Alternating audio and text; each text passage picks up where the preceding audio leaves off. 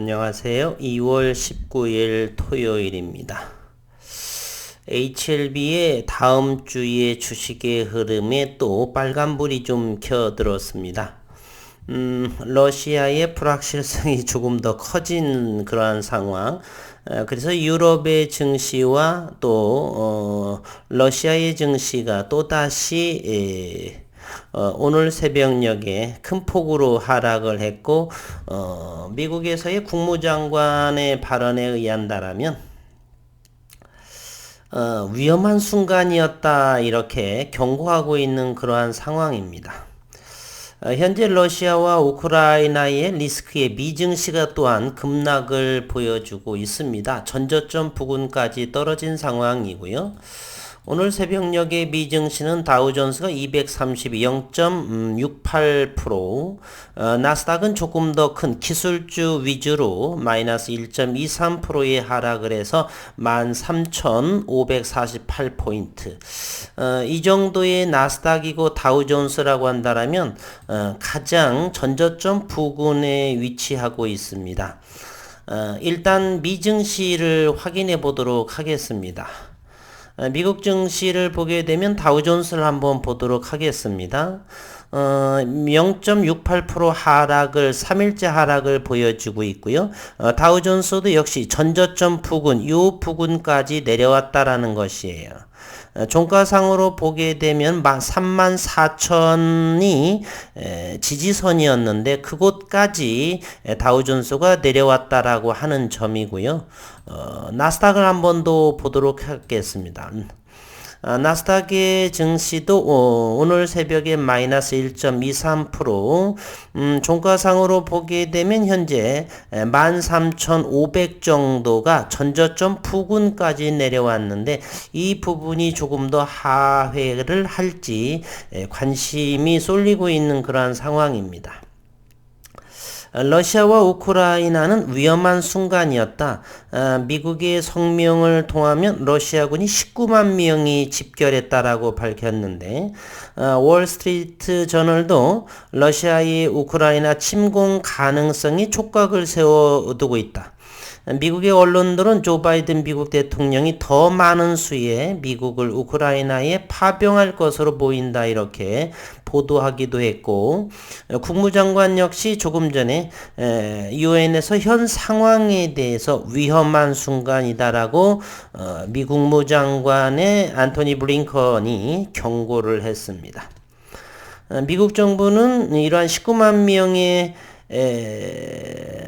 병력에 집결한다 한 것은 2차 대전 이후에 유럽에서 가장 중대한 군사동원이고 러시아는 투명성을 제공하고 위험을 줄이기보다는 잘못된 정보를 제공하고 부정과 기만에 관여하는 방식을 택했다라고 미국 정부는 이렇게 밝혔습니다. 이러한 상황에 투자자들은 러시아의 침공 가능성에 대해 두려움은 근본적으로 사라지지 않고 있다. 이를 넘어서 전 세계적으로 치솟는 인플레이션의 압력, 연방준비이사회의 긴축 전환에 대한 우려를 고려할 적에 투자 심리는 앞으로 하락세를 유지할 가능성이 높다라고 했는데 저는 다음 달 3월 중순 정도 14, 15일 미 FOMC의 금리 인상 0.5% 정도 그리고 러시아에 대한 이러한 침공 전략 가능성은 잦아지지 않을까 하는 그러한 의견을 현재 저는 가지고 있습니다. 한편 다우존스와 나스닥의 모습이 전저점 부근에 있고요.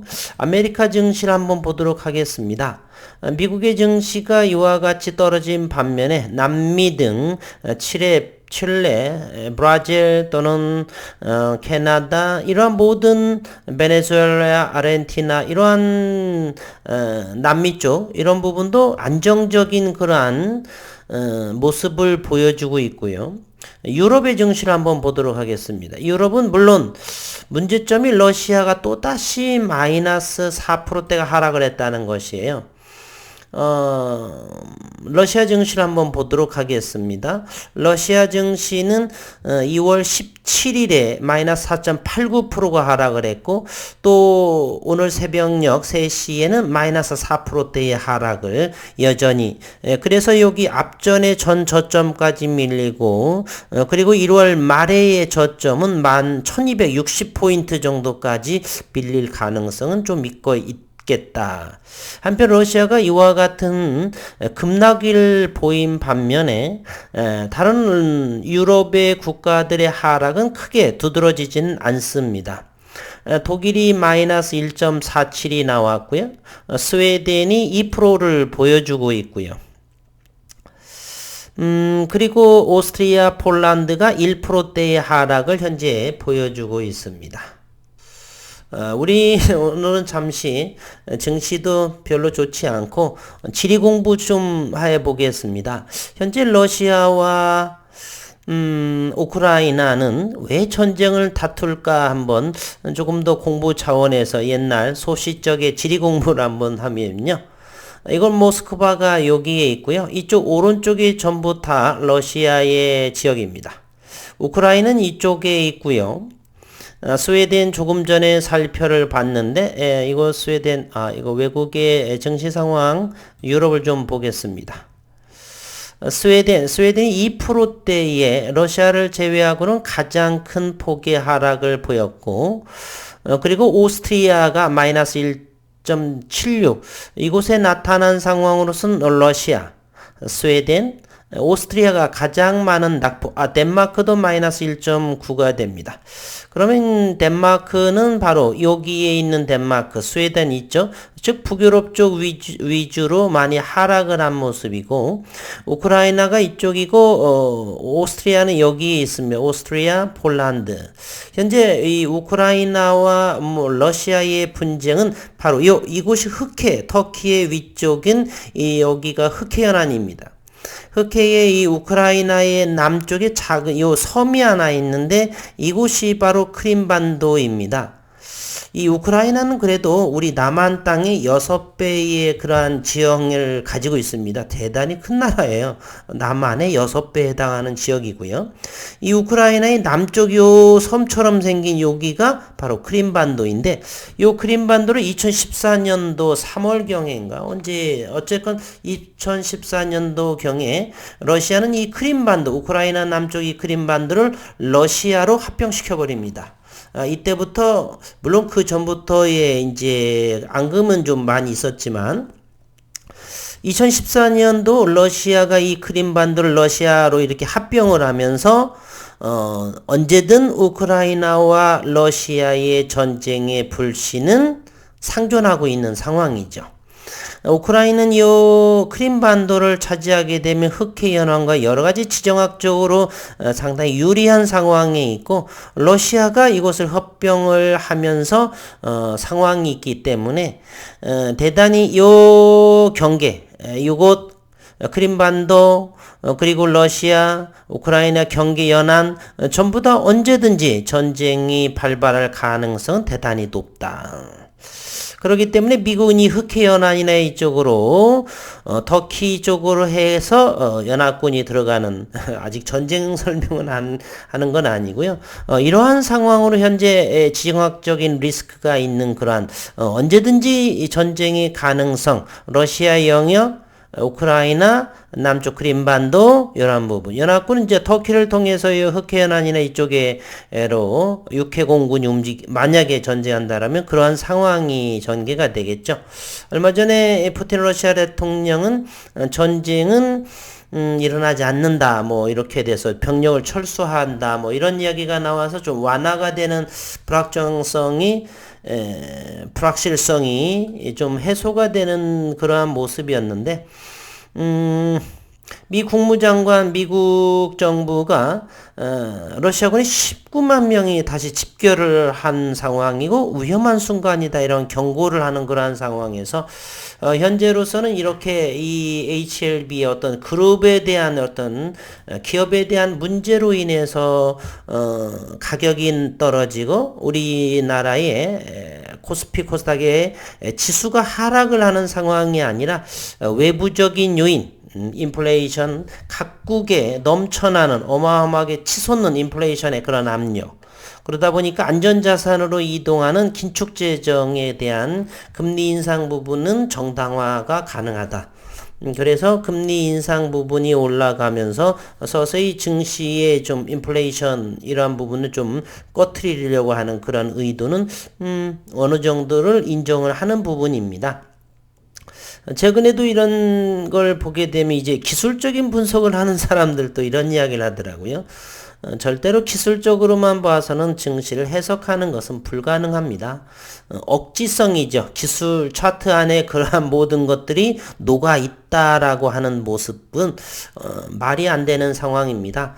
제 영상을 보시는 우리 식구님들은 절대로 그런 것보다는 어떻게 우리가 주식을 하는데요. 기업의 그러한 성장 가능성, 그러나 때로는 우리가 증시 상황이라는 것이 그 기업에만 국한되는 것이 아니라 정치, 경제, 사회, 문화, 군사 이런 부분까지 고려를 해야 되기 때문에 가장 중요한 것은 그러한 글로벌 시장, 업황, 그리고 그 기업이 가지고 있는 기술력의 좋아짐과 나빠짐, 글로벌 시장 상황에 따라서 그러한 매출 실적 부분이 변화가 되는 것이죠. 그러한 모든 것들이 차트에 녹아있다라고 하는 것은 아주 단편적인 그러한 부분, 짧은 시야를, 아주 좁은 시야를 볼 수 있는 것이고, 큰 시야를 바라보는 것은 또는 하락을 하게 되면 인내심을 갖는다든지 이러한 부분을 버틸 수 있는, 그리고 상승을 하게 되면 기쁨을 만끽할 수 있는 그러한 폭, 그래서 큰 수익을 낼 수 있는 그러한 상황은 넓고 크게 생각을 하셔야 된다, 이렇게 말씀을 드려봅니다. 오늘은 잠시 지리 공부를 하는 시간이었었고요. 또 하나는 베트남의 나노코박스 있죠. 저는 분명히 지금도 변함이 없고요. 나노코박스의 승인이 될 거라고 보죠. 그러나 신뢰도의 문제는 생각이 좀 다른 부분이죠. Which vaccine brand do you trust most? 가장 신뢰할 만한 것은 어떤 백신이냐라고 이렇게 조사를 했나 봐요. 컨트리 나라는 아세안, 브루나이, 캄보디아, 인도네시아, 라오스, 말레이시아, 뭐 이렇게 필리핀, 싱가포르 이렇게 되어 있는데 아시안에서는 가장 높은 백신 선호도는 파이자와 모더나 54.8%입니다. 싱가포르에서는 파이자와 모더나의 어떤 트러스트 신뢰도가 90%에 해당하네요. 나머지 아스트라제네카조차도 0% 싱가포르에서는 믿지 못하는, 이것은 아스트라제네카, 스푸트니크 V, 이건 영국, 이것은 스푸트니크 V는 러시아 백신이고요. 인도 백신, Indian Manufactured Vaccine, 코박신, 도메스틱 백신 브랜드 나노코박스. 아시안에서는 나노코박스에 대한 트러스트 신뢰도가 0.9%, 스푸트니크 V가 0.8%. 러시아 백신, 아시안에서는 러시아 백신보다는 그래도 나노코박스가 0.1%가 조금 높은 상황이 되네요. 아시아에서는 파이자와 모더나가 54.8%, 시노팜, 시노박스, 이거는 이제 중국 백신이 두 번째에 해당하는 것 같습니다. 그리고 아스트라제네카가 세 번째, any vaccine available에서 13%, 네 번째의 백신에 해당하네요. 아스트라제네카 역시도. 현재 스푸트니크 V와 나노코박스 백신은 1%대 미만인 것을 알 수 있습니다. 인도네시아에서만 1.8%, 인도 백신보다는 조금 높은 수치를 현재 보여주고 있습니다. 싱가포르에서는 아스트라제네카가, 싱가포르는 90%가 파이자 모더나 백신을 선호하고요. 아스트라제네카 0%보다 더 높으네. 0.5%. 0%나 0.5%나 도찐개찐인 것 같은데, 어쨌든 데이터상으로서는 아스트라제네카보다는 나노코박스가 0.5%의 트러스트 신뢰도를 가지고 있다라고 보여줄 수가 있습니다.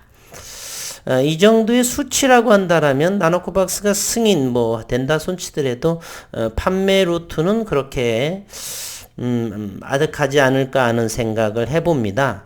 우리나라에 SK바이오사이언스를 한번 보도록 하겠습니다. 15만원입니다. 최고 높을 때가 36만원인데 50% 이하가 벌써 지난해 8개월 하나 둘 셋 넷 다섯 여섯 6개월 만에 반토막 이상이 났습니다.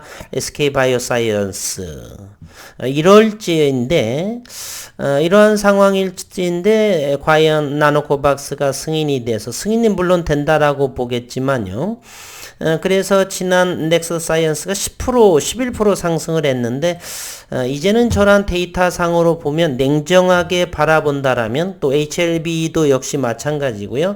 나노코박스는 승인이 되든 뭐하든 간에 그거보다는 이제 리보세라님에 대한 그러한 부분을 조금 더 집중을 해서 성과가 나오기를 바라는 것이 더 낫지 않나. 물론 베트남 백신 나노코박스로 인해서 수급이 급격하게 몰리게 되면 감사한 일이겠지만 그렇게 볼 것 이제는 생각되지는 않습니다. 어쨌든 현재의 오늘